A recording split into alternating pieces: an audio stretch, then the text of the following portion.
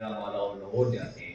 اور جب ظاہر ہے گھروں کو اکیلا چھوڑیں، بہنوں کو، ماؤں کو، پھر ان بچوں کو اسکول میں لے جانے لانے والا بھی کوئی نہیں ہوتا، اور وہ لوگ بیچارے ساری زندگی اسی میں ہوتے ہیں کہ بہتر مستقبل کے لیے چلو 4 دن باہر گزار لیں، پھر 4 پیسے اکٹھے کر کے آئیں، گھر بنا لیں، اور اس وقت تک زندگی تقریباً ختم ہو چکی ہوتی ہے۔ ہم کوشش کریں کہ اس اپنے اندر، اس میں میرا ایک نقطہ بھی ہے انڈسٹریل خیرکوٹ ڈامے والی، کہ یہاں خیرکوٹ سے لے کر جو بروٹ تک تقریباً 40-50 کلومیٹر کا ایریا، اور اس کا سارا دائیں بائیں سارا سرکاری علاقہ ہے۔ اگر ہم کوشش کریں اور اللہ تعالیٰ ہمیں طاقت دے، یہاں پہ 2-4 فیکٹریاں لگا دیں، جیسے کراچی میں لگی ہوئی ہیں یا لاہور میں لگی ہوئی ہیں، تو پورے پاکستان سے لوگ یہاں مزدوری کرنے کے لیے آئیں گے، اور ہم خود یہاں پہ اچھا روزگار کما کے شام کو گھر واپس آ سکتے ہیں۔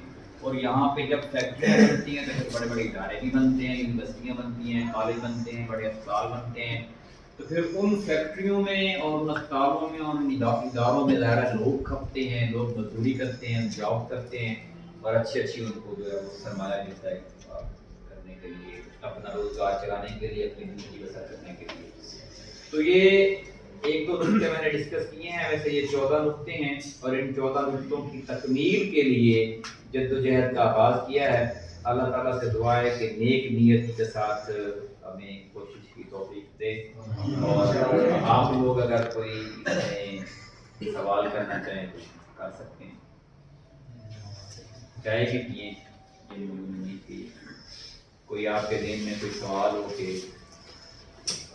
میرے بارے میں، پارٹی کے بارے میں کوئی سوال ہے جی؟ سوال کوئی نہیں ہے۔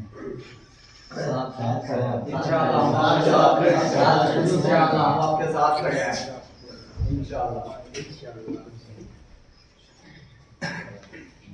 ٹھیک ہے، اللہ صلی اللہ علیہ وسلم۔ ربنا آتنا فی الدنیا حسنۃ وفی الآخرۃ حسنۃ وقنا عذاب النار۔ ربنا ظلمنا